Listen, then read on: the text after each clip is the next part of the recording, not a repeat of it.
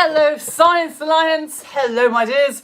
It's lesson 2 of our human body series and we're learning about the lungs. But I asked you a question first of all. I said, could you think of two objects where they're both the same but the smaller object has got like a fun little ending. So I said my friend, when she has a snack, if it's a really small snack, she says, I'm just going to have a snackette, which I think is adorable. People on Facebook were saying, kitchen and kitchenette, like a kitchenette, it's like a small kitchen. That was a good one. People were talking about owls and owlets or ducks and ducklings. So well done if you thought of something that might help you out when we're labelling a picture of the lungs in a minute. But first of all, another question which I didn't know actually. I thought I knew this and it turns out I didn't really know this.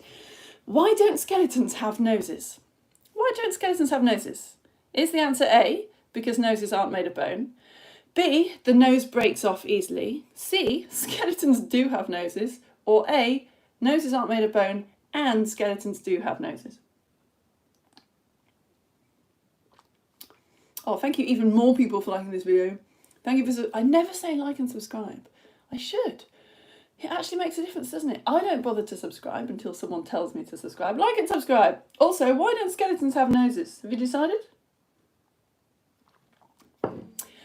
I thought it was A, noses aren't made of bone, but it turns out it is that, but it's also actually skeletons do kind of have noses. So here's a picture of the human skull, the bones in the human skull, with like the jaw and the top of the skull. But there's also, look, there's these tiny little bones inside your nose. Voma, brilliant Scrabble word if you like word games. Is this blue? We call it unpaired because it's just on its own in the middle, and it's even surrounded by. So it turns out your nose, which is where we'll start because that's how air gets into your body. Your nose is like a cocktail of bones and also quite a bit of cartilage, has some tissue and some skin, obviously. What we want to talk about first is cartilage, because if you're doing an exam, like an IGCSE biology exam in a few years' time, you actually have to know about cartilage. So cartilage is a kind of tough material, but it's not quite bone. It's a little bit squidgier than bone, but it's not that squidgy. It's what your ears are made of. So that's why skeletons don't have ears. But it's also, if you feel the very tip of your nose, you can feel there's a little bit of give there, which is good. It means if you get whacked on the nose, it can sort of absorb some of the energy without breaking. That's cartilage. And the bit between your nose is cartilage as well. Here's a beautiful picture from ye olden times. There you go. So this is, the septum is the bit that separates out your nostrils. And this is the voma, so the bone is kind of tucked under. Right, so why are we talking about the nose? Well, we'll talk about why later, but the nose is where air comes into your body. But it's not just that. The air also adds moisture to, the nose adds moisture to the air that you breathe in. And it also warms it up a little bit because it turns out your lungs are quite delicate and they need this moisture and they need this added warmth. So our first activity, it's one of the most exciting things we've ever done on Theatre of Science. If you've got a plate with you, if you're watching live, it's good because it's very cold today, so this will help. If you've got a plate, can you just breathe onto the plate? That is our first activity. And see what you observe. This is a word we were using last week. Observe means like not just what you see, what you hear, what you smell, what you touch, whatever. Just breathe onto a plate, see what you observe. What do you observe? I'm not going to say what I observe, but again, this is another big clue for a little bit later on. Now, the air comes down your trachea. Yeah, I'll tell you that. The air goes down your trachea and into your lungs. It comes from your nostrils where it gets warmed and moisture gets added. It comes down your trachea, which will talk about, I'm looking at the sheet that I want you to do and deciding whether I should just give you it right now without telling you anything else. Yeah, I'm gonna. I've told you that the air comes through your nose and down your trachea, and then I'm gonna leave it there.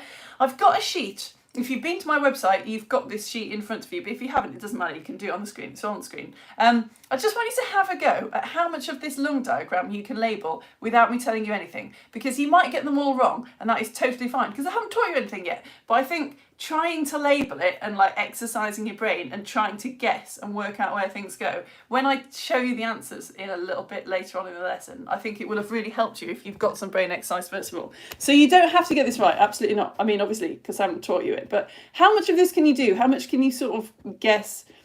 I've said you've got a list of 8 words here. All those words belong on this diagram except one. One of them is not part of your ribs at all, but is a type of mayonnaise. So your jobs are, can you put these words onto the bits of the lung diagram, and can you spot which of these words should not belong on the lung diagram, but is in fact a type of delicious garlicky mayonnaise. So you've got this long tube heading down into your lungs, and then it splits into 2 big, let's call them trunks, 2 big trunks, going one into each lung. And then each trunk has got these little branches coming off it. And then each branch has got a little ball on the end. And then you've got this big bit of tissue at the bottom. It's kind of dark red bit of tissue right underneath all your lungs. And the lungs are surrounded by these little white circles and these little kind of grey squares. So which bit of that diagram is the trachea? Which is a rib? Which are the between rib muscles? Which is a bronchus? Which are bronchioles? Oh, they're almost the same word, but one's got a cute ending. Which one's the alveoli? Which one is the alveoli? And which one is the diaphragm? And after you've had a go at that, we'll do our activity.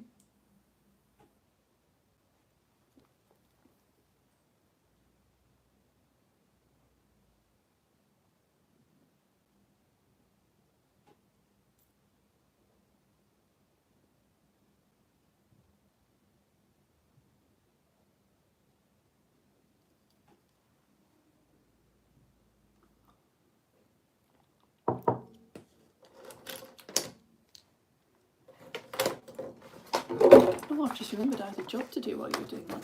I'm going to cut up a piece of paper because we've got a little bingo quiz at the end.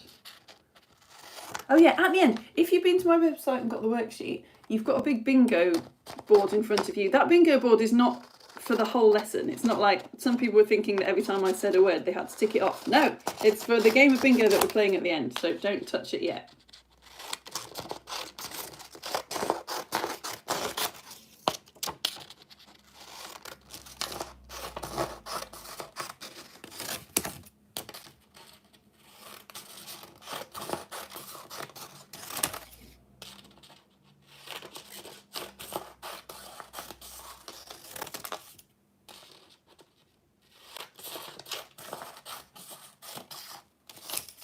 I feel so teacher. This is so teacher, giving you a job to do and then finishing my lesson while you do the job.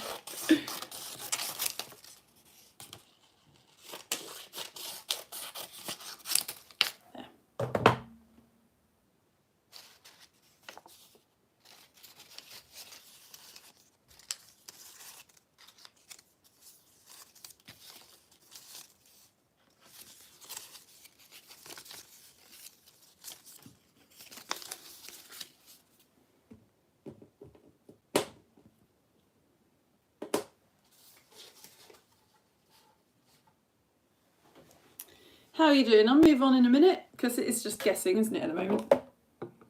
We'll get our activity done.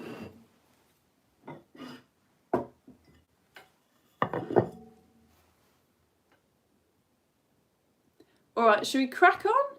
I'm not going to give you the answers yet, so yeah, it doesn't matter at all. I'll give you another chance to finish that after we've learned a little bit more. Okay, so I'm plopping you away now. So, yeah, we were talking about cartilage because I said that you've got a trachea, which is where the air goes down. Here's a beautiful oldie worldy diagram of what is happening inside your mouth, which is why, ideally, you shouldn't talk while you're eating, because here's your nasal passage. This is the tube that comes from the nose. And here's your mouth. And then can you see how close these tubes are together? If you like Kids Learning Tube on YouTube, you know that the passage for food is called the esophagus, because he's got a fantastic song about the esophagus. So I can't say the word esophagus without singing it, but that's where your food goes down. The passage for the air is called the trachea. And yeah, they're very, very close together. There's just this little flap called the epiglottis, which covers up the passage for air so that food, when you're eating, doesn't go down the passage for air. But it's a good example of how, like, evolution doesn't design things perfectly. You've evolved to have these tubes really close together because most people weren't dying because of it. But it is, you've got to be really careful. Anyway, can you see that these little lines on your trachea? That's why we're talking about cartilage. Luckily for us, the trachea is at the front where the air goes down. So if you put your hand very gently on your trachea, and well, first of all, if you're speaking or do a hum, you'll be able to hear it vibrating because that is air coming up and out of your mouth. Blah, blah, blah, blah, blah. Can you feel it vibrating? It's making sound waves. But if you gently rub your hand up and down, you'll be able to feel some rings as well. Those rings are made of cartilage. That is IGCSE biology information. They're made of cartilage and they're holding your air tube open. There is no cartilage holding your food tube open. Why? Why is that? Well, let's do the activity and find out. So, what you need, I'm going to do it twice because I said to bring, the best way to do this activity is with a plastic bottle, like a water bottle or a smoothie bottle, but I really don't like telling you to bring plastic stuff. I wouldn't want you to buy something plastic for the sake of this lesson. So it works with a pint glass as well. You'll just have to wait a little bit longer. So if you've got a plate with you, pour some water onto the plate, like as high as you can go without making a terrible mess. Just over the last couple of lessons, I've ended up with loads of food colouring and water and some bits of oil. So I'm just using that water so as not to waste it. Oh, and immediately it spilled all over the table. Brilliant. Do you want to, is it better TV if I show you? There we go. See, so try not to spill. And I'm going to do it twice. You only have to do it, oh God. You only have to do it once, but I'm doing it twice, like I say. So I'm doing it with my plastic bottle and with a pint glass as well. All right, so just water on a plate. Your water doesn't have to look gross. It's just that mine does because it's really old water. And then this is a bit where you're going to need an adult to do some stuff for you if you don't usually handle very hot water, which isn't a good idea. I've got a kettle which I boiled a while ago. You've got to pour some hot water into your plastic bottle or into your pint glass. Get an adult to do it. Like, what are they here for? Or just wait, watch mine and wait and do it later. But yeah, you've got to pour hot water into the glass. Swirl it around because what you're doing is getting the glass really, really warm. Especially if you're pouring into glass, be really careful because very hot water plus very cold glass will mean that the glass cracks. So just pour a little drop in and swirl it. Just warm it up gently, okay, if it's glass. But yeah, you just need to get the glass really hot. Tip the water out again and then turn the glass upside down and put it in the water, all right? So pour some very hot water into a glass or a plastic bottle, swirl it around to get the thing warm, tip the water out and then turn the glass upside down and put it on the water. Does that make sense? I'll do it now. So you're going to need some kind of bowl. I'm just going to use my new gross slops bucket, which apparently is a theoscience thing now, and tip it into there. So I'll do the pint glass first. So yeah, if you're watching live, it's really cold today. It's like the start of winter, feeling wise. So my glass is quite cold, so I'm going to be careful and warm it up slowly. There we go. So loads of warm water in there, giving it a swirl, not giving it a swirl too close to my computer, tipping it out and then putting the glass upside down into the plate of water. Here we go. Slop it out and dunk. Yeah, the slop and dunk. And then I'll do the same with the plastic bottle.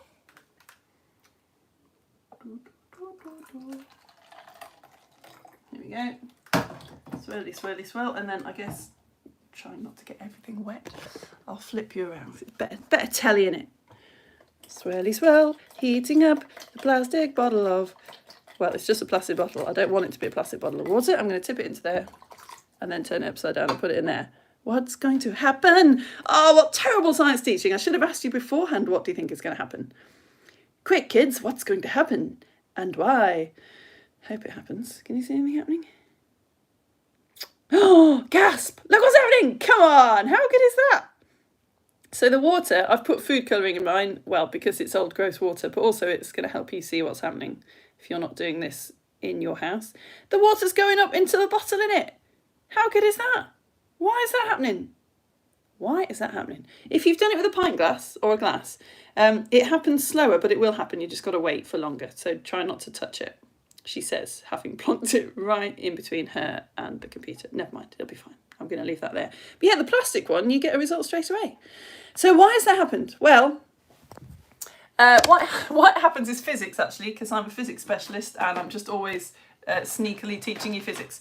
What I really need you to know for this lesson is that if particles are close together, then we say that that's an area of quite high pressure.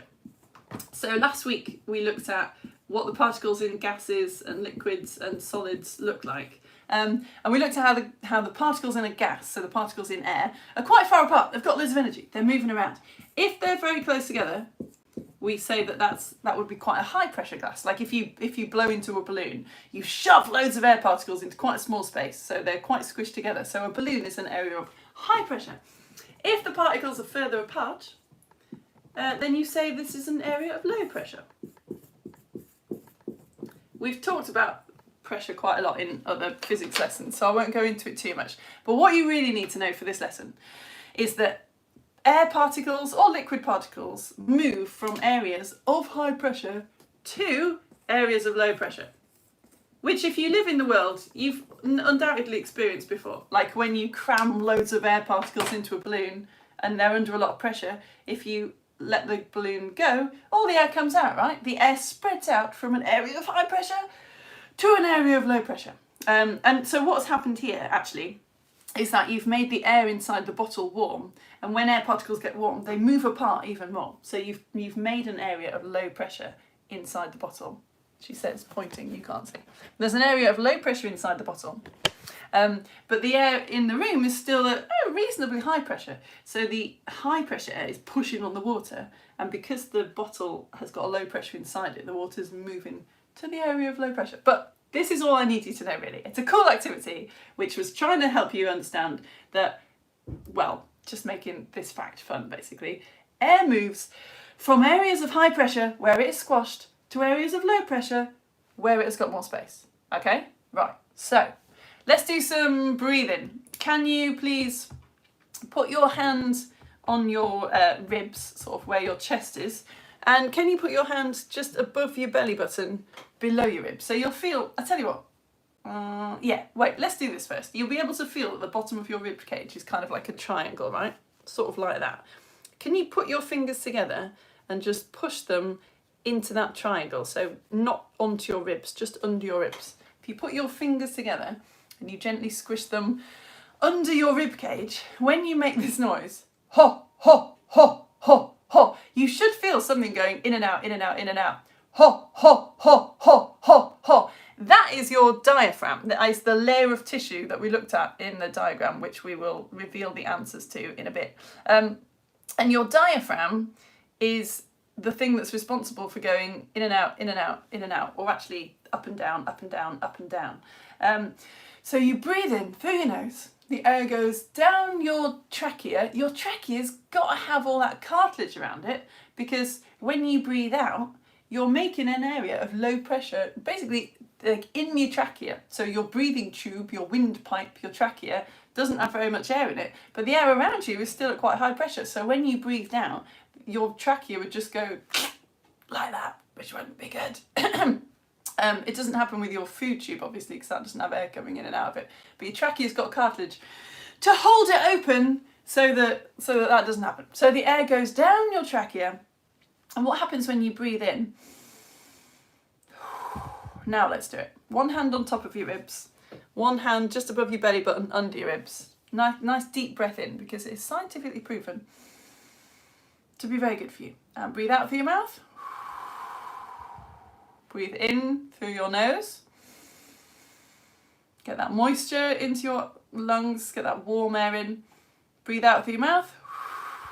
Apparently, if you're doing proper good deep breathing, you should find that your top hand isn't moving that much, but that your bottom hand, the hand which is on your diaphragm, that bit of tissue, is going kind of in and out, in and out, in and out. Breathe out as far as you can this time. And then breathe in through your nose. So we looked at gas exchange last week, and apparently breathing deeply helps that gas to be exchanged more quickly, and it's just better for you. It slows your heart down. We're looking at the heart next week. Anyway, so what is actually happening? When you breathe in, your diaphragm this bit of tissue underneath your lungs.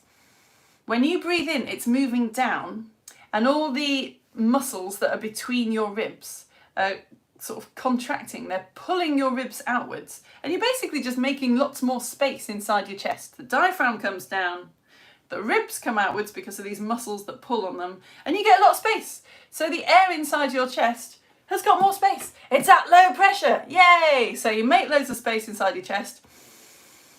And that way, the air around you is at a higher pressure than the air inside you. So the air moves from around you to an area of lower pressure. So the air just gets sucked into your lungs naturally if you make your chest cavity bigger. And then when you breathe out, the opposite happens. This time gravity is helping because obviously your ribs are being pulled down because of gravity. So your diaphragm goes up again.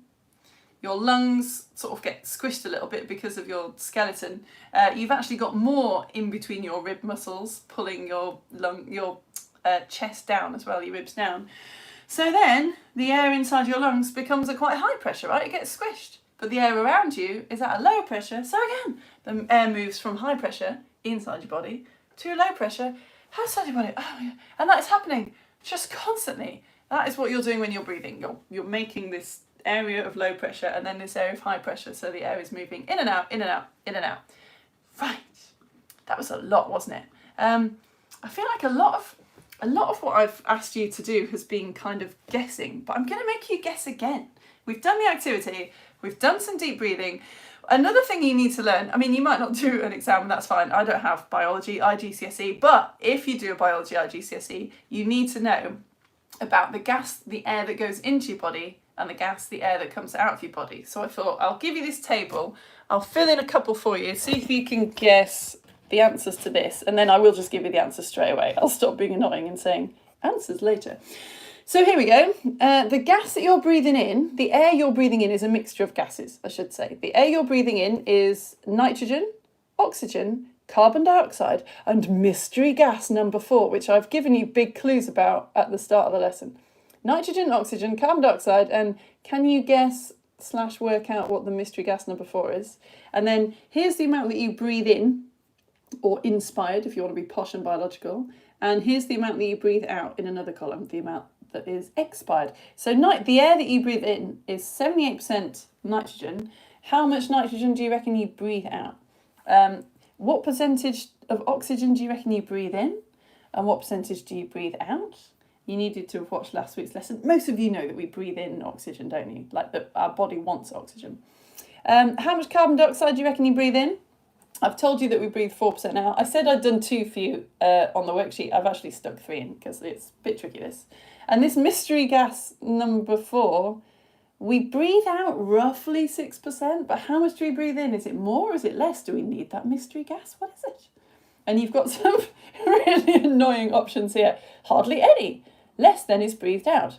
78%, 16% and 21%. So just have a go. Obviously, complete guesswork at this point, and then I'll just give you the answer straight away.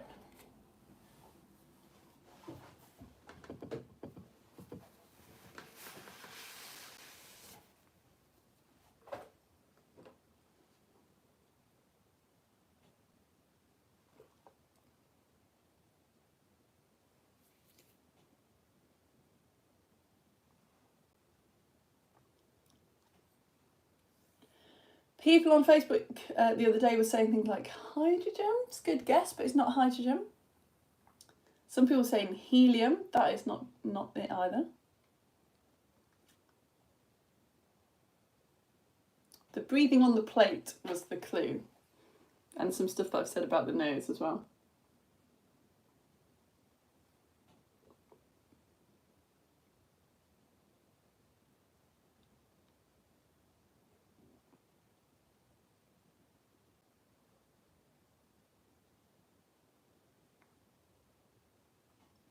I'll give you a few more seconds and we'll just go through it.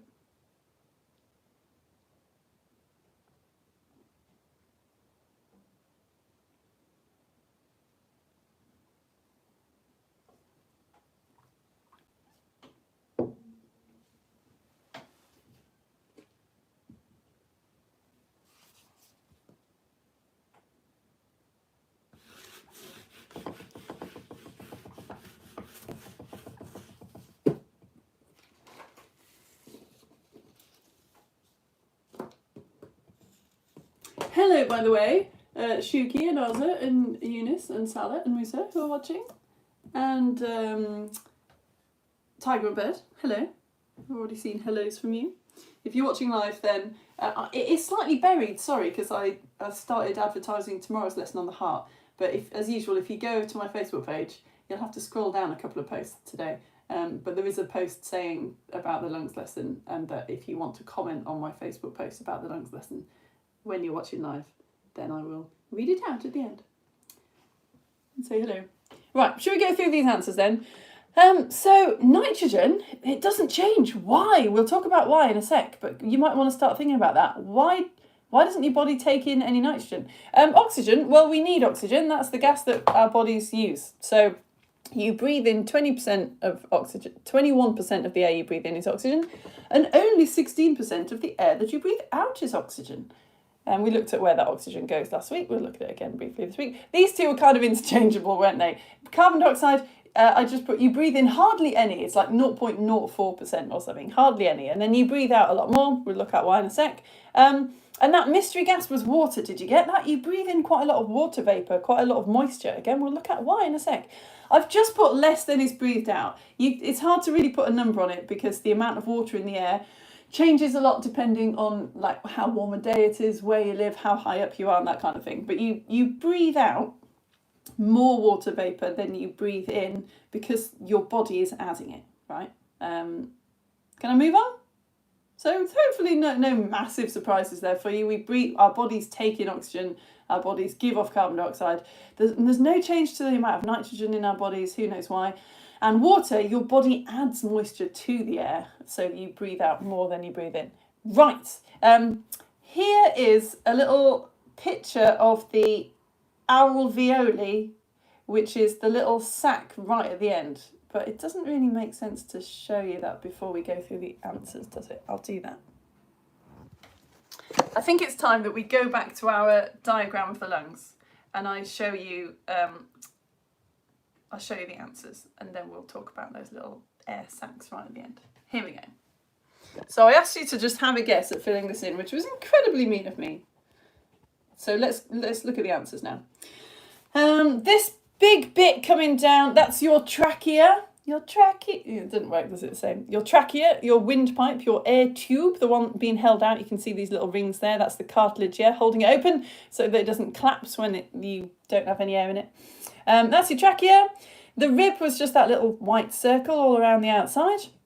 The between rib muscles were those little grey muscles. I called them between rib muscles because that's kind of what they are called, except the proper word for them is the Latin word, which is intercostal. The intercostal muscles. But intercostal makes a lot more sense if you know that inter means between, roughly in Latin, and costal means rib. How easy would that be if we spoke Latin? They're just the in-between rib muscles because that's where they are. But in English, we call them the intercostal muscles. So anyway, sorry about that. Right, this is where hopefully that question at the beginning was useful, because these big trunks that go into your lungs, that is the bronchus, or two of them is the bronchi. And then the bronchus splits up into smaller bits, which are called the bronchioles. Yeah, like your kitchen and your kitchenette. You just put an eels on the end and it describes a smaller one. The alveoli are these tiny little air sacs. I mean tiny. You've got like 300 million air sacs in your body at the ends of these bronchioles. Incredible. Your diaphragm was this muscle at the bottom that we've talked about quite a lot, and hopefully if you've said ho, ho, ho, ho, you felt it going in and out. And I don't want to confuse you because some of you might not have heard of this. My physics brain always gets these two confused. Alveoli is the delicious garlicky mayonnaise. Alveoli, air sacs at the end of your bronchioles. Alveoli, delicious garlic mayonnaise. Try not to get those two confused. And here is a close-up of the alveoli, which we looked at last week. We looked at how oxygen comes into your lungs, into this little air sac. And there's a low concentration of oxygen in your blood. There's not much oxygen in your blood. And there's a high concentration of oxygen in your lungs. This is just a recap for last week. So the oxygen diffuses into your blood. And next week we're going to look at the heart. And the week after that we'll look at blood vessels. So we'll go into this in a bit more detail. But yeah, it's when your oxygen gets to your alveoli that the oxygen goes into your blood vessels, which are very close to the alveoli. And likewise, your body is producing carbon dioxide. So you've got high carbon dioxide concentration in your blood, and when that blood vessel gets to the alveoli, those little air sacs, the carbon dioxide diffuses through, and then you breathe out the carbon dioxide. Why no nitrogen? What's that? You're breathing in nitrogen, aren't you, all the time? Most of the air around you is nitrogen, so why aren't you breathing it in and out? Well, I didn't know this, actually. I just found this out researching this lesson.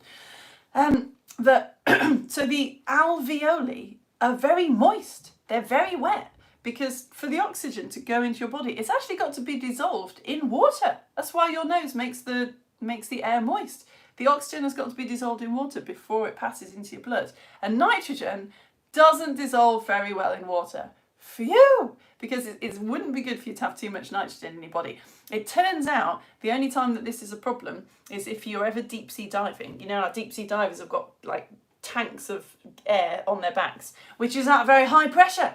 So nitrogen goes into their bodies at quite high pressure and wants to spread out to an area of low pressure, like the body. So deep sea divers have to be careful that they don't get nitrogen sort of pushed into their blood, because it can cause bad things to happen.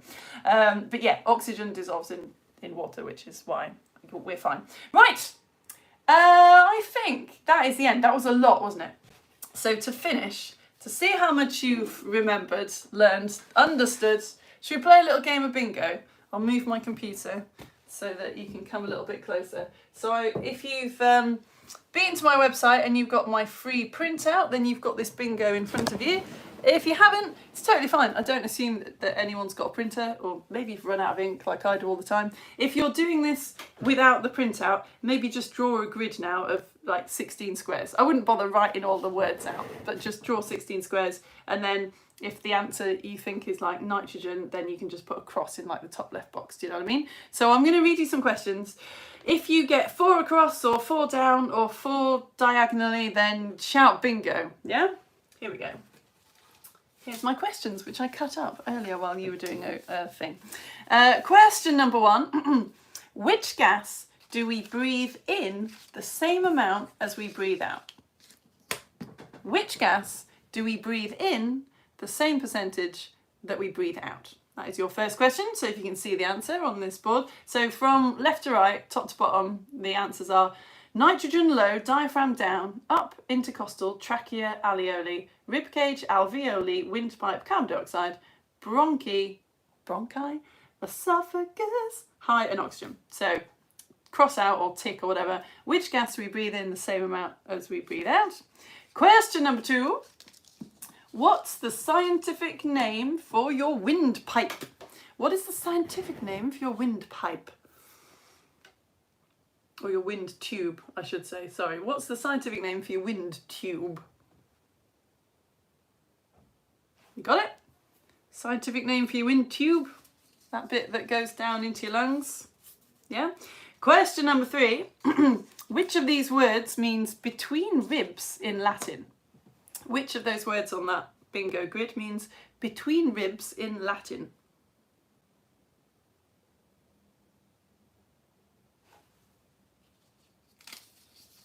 Got it? Question number 4. What's the word for 2 bronchuses? It's not bronchuses. It's something else. What's the word for 2 bronchuses? You have got 2 bronchuses, you remember? Your wind tube comes down and then it splits into 2 bronchuses, but one does not say bronchuses because Latin, you say something else. Question number 5. I'm going quite fast, but I'm leaving them on the board, so I'm hoping that you'll be doing okay. Question number 5.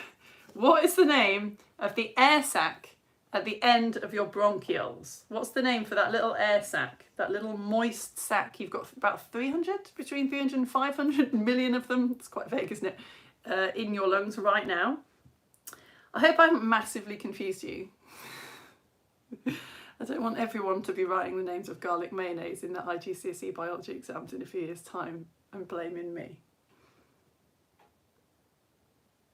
So number 1, which gas do we breathe in the same amount that we breathe out? Number 2, what's the scientific name for your wind tube?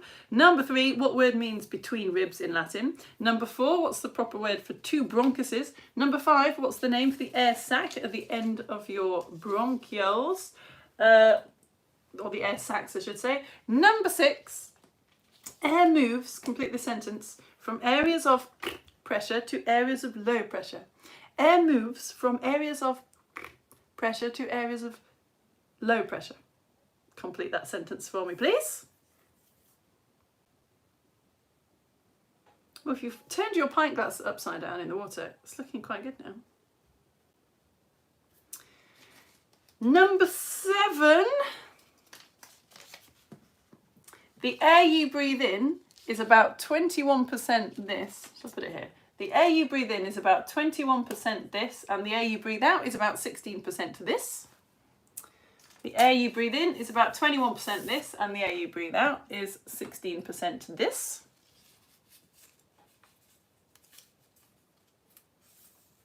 Question number 8.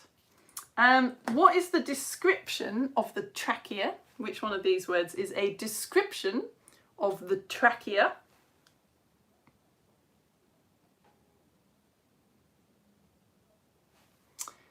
Question number 9. What does the rib cage do when you breathe in? Does it move? Okay, so hopefully you're shouting bingo now. I just didn't want to make it obvious that that one was the last one, because then it'd be really obvious that you should have got a bingo. See what I mean? Should we go through the answers? If you're watching on catch up, you could just pause if you haven't quite finished and see if you can find the bingo. But I'll go through the answers now. Which gas do we breathe in the same amount as we breathe out? That is nitrogen, because it doesn't dissolve very well in the water in our lungs, which is good for us. What's the scientific name for your wind tube? Oh, I nearly circled windpipe. That is another name for it, but it's not the scientific name. The scientific name for your wind tube is the trachea. Number 3, which word means between ribs in Latin? That is intercostal, because it's the intercostal muscles that are between your ribs. Number 3 was that. Number 4, 2 bronchuses is your bronchi or bronchi? I really wish I'd learned Latin. That would actually be very helpful for science. Number 6, the air sac at the end of your bronchioles is the alveoli. Alveoli is delicious. Alveoli is what you need for breathing. Number 6, air moves from areas of high pressure to areas of low pressure. Number 7, the air you breathe in is about 21% oxygen, and the air you breathe out is 16% oxygen. And finally, the description of the trachea is the windpipe. The windpipe is a description of the trachea, so you should have got a bingo from diagonally from top left to bottom right. Whew. And take a few deep breaths.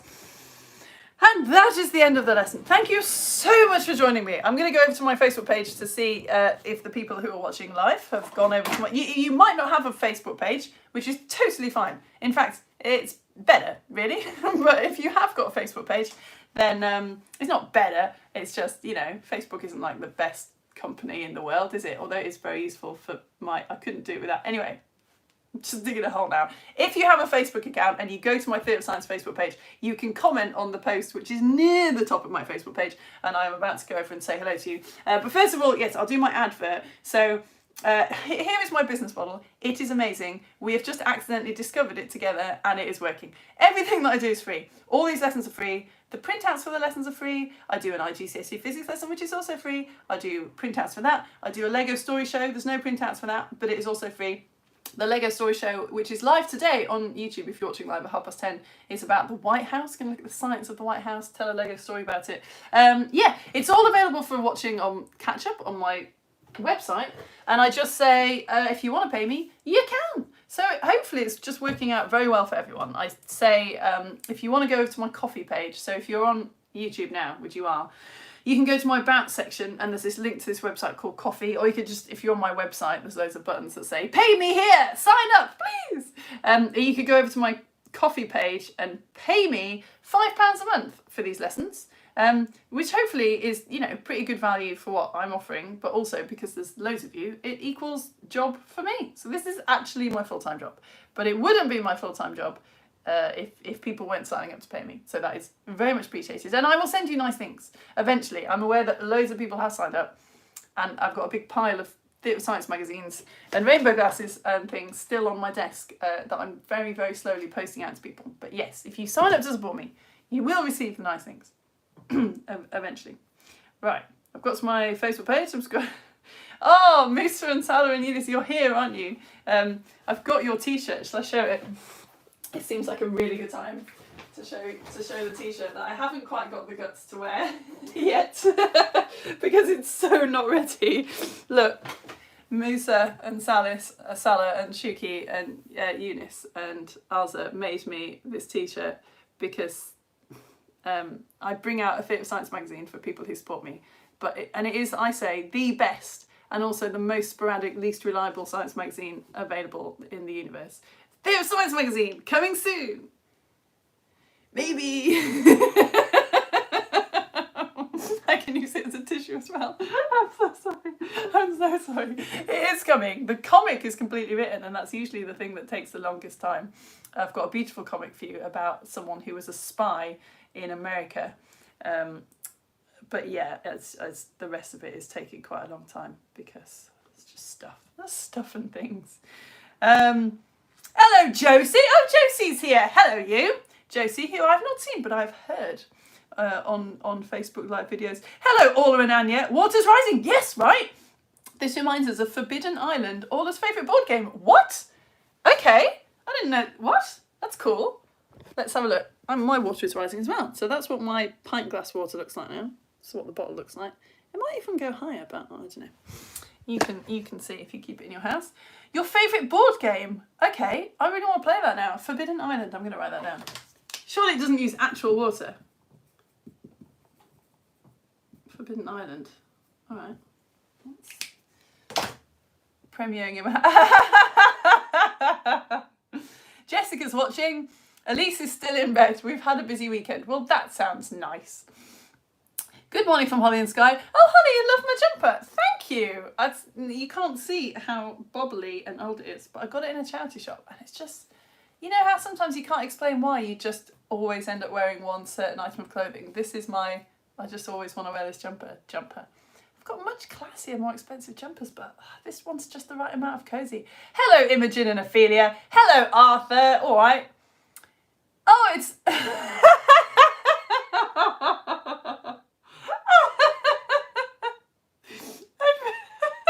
It's such a versatile name. So we've just finished a whole series of lessons on mycology, like fungi and fungus, and Gus came to those. And while we were doing the fungus lessons, his name was brackets fun brackets Gus.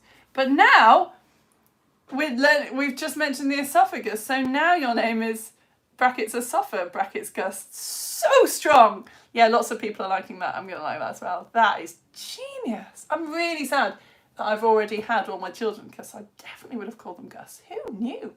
Hello, Magnus. Esopha Magnus kind of works for you as well.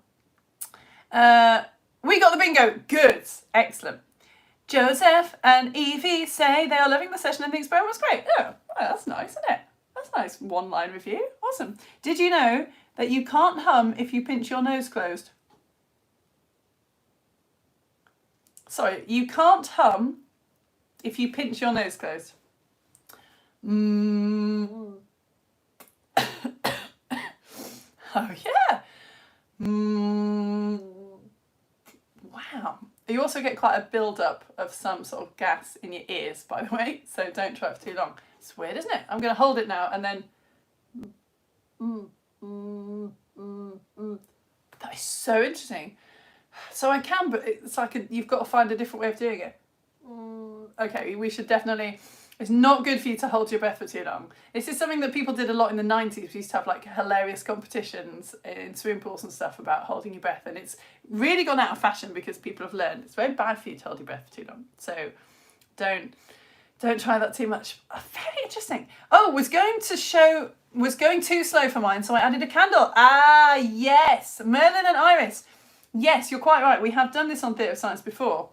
Exactly. It's exactly the same activity, but you put a candle in the water and then you put a glass over the candle and the water gets sucked up. Yes, it's really good. So I don't want to show names, but yeah, it's basically exactly this is what Merlin and Iris have done, and they're quite right. You light a candle, you put the candle in the middle of the water, and then you put the glass on top of the candle, and the candle goes out and the water gets really sucked in. Yeah, it's a really good one. We didn't do it for this activity because how that works is actually really complicated. The scientific explanation behind it is complicated and doesn't relate to like high and low pressure. Well, it was too much physics for me to put into a biology lesson. But yes, it is a really good one. We've done that a couple of times. Lily and Max loved the experiment. It made a funny gurgling noise. Oh, good observation. Yes, I did not note the gurgling noise. Can you please show us your water bottle experiment so we can see how high the blue water has got? Oh yes, I can. I didn't I? But I'll do it again. Yeah, actually, that has got much higher, hasn't it? Yeah. I mean, I guess maybe, well, I was going to say maybe the like narrowness of the bottle makes difference. But I think when I did it with I think it works better with a pint glass than it does with, say, a spice jar. Because I guess it's also about how much space is in the glass. Because you've got, if you want an area of low pressure, you've got to have like quite a lot of space for it to go into as well, I guess. Bingo! Hello, Zach and Henry. Hello. Hello. I didn't see. Unless it might just be David, which is also hello, David. Hello. Happy Science Day, or maybe Zach and Henry are watching. Maybe Monday is better for you guys. Hello, Joe. Hello, Laura. Oh, Pig and Piglet. Yes, that is an excellent one. Piglet. It's such a biologist. Both identical, except one is smaller. It's not how biology works. All right, Chloe. Hello, Karen. You are so welcome. Thank you for coming to the lesson. Chloe's here. Chloe's got bingo. The percentages add up to more than 100. Ew. First person to point that out in the chart showing what we breathed out. Oh, really? I can't believe I didn't notice that. Being a physics teacher, I'm usually quite good at checking my percentages. All right, let's have a look. Oh, yeah. That'll be because of the... Right. So someone pointing out that the breathed out adds up to more than 100. So why is that? Yeah, I should have spotted that, actually. Sorry. Of course! I should have spotted that because it doesn't matter, but that would have made it really hard for you to guess because obviously you would have been thinking, well, that needs to add up to 100. So what does that add up to? Oh, yeah, right. So 16 plus 4 is 20. 78 plus 28 is 98. Oh, yeah, so sorry, I should have made that 2%, shouldn't I? Oh, this is the last time I've taught this lesson. That was such a useful thing for you to say. Sorry. If I'd made that 2%, that would have been a really big clue as well, wouldn't it, as to what numbers were right? Yeah, otherwise that doesn't work. And it is because this number is very flexible, because in hot countries, when air is warm, you can hold a lot more moisture in the air than when it's cold. Yeah, you will. Maybe I'll change it now, just for my sake, so that this PowerPoint can languish on my computer with the correct percentages. And then if I ever teach this lesson again, like 20 years' time to new people, then at least it'll be right. Oh, is someone else saying that really annoyed them? This confused us too. Yeah, sorry. It's weird that I taught this lesson twice on Facebook and no one said. Or maybe they did and I didn't see it. I love mayonnaise too much to not recognise. All right, this is definitely just David watching. Oh, well done, Michael. You got a bingo. Oh, Zach and Henry are here. Zach and Henry, good to see you. Hello. Don't know why I did that, like my thumb was a separate person. Alex, Kai, hello. But water isn't a gas. Well, it's supposed to be water vapour. Yeah, but I didn't want to write water vapour because, I don't know, there's a balance, isn't there, between being, you can be too sciencey. Maybe I should have said water vapour. But I didn't think that you'd have guessed water vapour, but I thought you could maybe guess water. Hello, Abby. But yeah, I see what you mean, because obviously the way you write, if it's just water sounds like a liquid. Oh, there was a lot wrong with that, wasn't there? Because you weren't going to guess water, because like we don't breathe in water, we breathe in water vapour. Water, generally speaking, when we say water, we mean the liquid water where the particles are close together. Water vapour is still water particles, but they are further apart. My dad says he thinks, what? Are you kidding me? I've spelt, oh yeah. Hi, Benjamin's dad. As if this lesson didn't have enough complaints. Garlic mayo in French is aioli, not alioli. Yeah, all right, I'm going to just Google it. Name for garlic mayonnaise. Yeah, it is aioli, isn't it? It is aioli. Where did I get, maybe it's name for garlic mayonnaise. It is aioli. Oh, are you kidding me? Aioli, yeah. It is aioli. This was just a disaster. I thought this lesson had gone so well. It turns out it was an absolute disaster. Oh no, here we go. Wikipedia to the rescue. Apparently, I'm supposed to be setting up for Lego Story Show. I don't need to be Googling garlic mayonnaise. This is not physics or biology. Oh dear. So Wikipedia is telling me that you can spell it Oh no, it's in Spanish you say alioli. Okay, we've all learned something today. In French, it's aioli with no L. In Spanish, it's alioli with one L. It can also be spelled with two L's. But let's stop saying alioli because we're supposed to be learning about alveoli. Adults, just get off me today. Ribs and riblets? Ew, what? I've never heard of a riblet. Hello, Jacob. Good to see you. Thank you. With just a straightforward hello. Hi from Jacob. Jacob, that's what I want. Not blooming all this criticism of my numbers and my spelling. Froglet. Oh, froglet. That's a nice one. Is froglet a proper word? It is, isn't it? For a small frog. Like somewhere in between a tadpole and a frog. It's a froglet. Right. Okay, I need to go because I've only got half an hour to reset Lego Story Show and Google a bit more about the White House. What? Who? No. I've already obviously got that completely planned. I'm just going over to see... Oh, Kai, thank you. I had a lot of fun as well. We're pleased with the date change of this lesson. Oh, brilliant. You couldn't make any last week, but you can today. Hooray. Abby's here. Hello, Abby. Oh, that's nice. Josie sent me a picture. Oh, you're using some kind of champagne glass. Wow, that's awesome. Josie's got it so that the water has gone... You've used just the right amount of water, so it's gone into the glass and there's none on the plate. That looks very cool. Cassandra and Benjamin, hello. We love your lessons. Is the duck behind you your mascot? No. No, Wormy is the Theatre Science mascot. I've got loads of gorgeous Wormies that loads of people have made me, and they are so beautiful. And I just keep meaning to tidy up the back here, and I just haven't got around to it. No, this is just a seagull. Not just a seagull, a gorgeous seagull. From when we did a lesson on like sharks and rays about 1 billion years ago. Oh, here's Wormy. Look, this is Chloe, and Chloe's here, or they were here. Probably got a bit fed up now and left. But look, there's one little Wormy left, Chloe. But yeah, everyone else is still like arranged and needs to be put on here. But it's just got so clogged up with nonsense. Anyway, don't need that. Right, I'm gonna go. I'm gonna go set up Lego Story Show. Karen, you're so welcome. Okay, right. Cassandra and Benjamin. No, there are no seagull mascots here, so I've just disposed of it. It would have only eaten Wormy. That's not good, is it? Not a good combination of mascots. Okay, right, I'm going to go and set up my Lego Story Show on the White House. I will see you all, possibly this week, because lessons are all back to normal now, thank goodness, after quite a few interruptions. You've got your lesson on the heart and a Lego Story Show about owls, I think, live on YouTube on Thursday if you usually watch on YouTube. If Mondays were better for you and you can't make the Thursday ones, then I'm really sorry. You just have to imagine that I'm saying hello to you when you watch this on catch up later. Okay, I'm actually going to go now. Thank you so much for joining me. Thank you so much for all your support. Thank you for liking and subscribing. I'll see you later. Bye.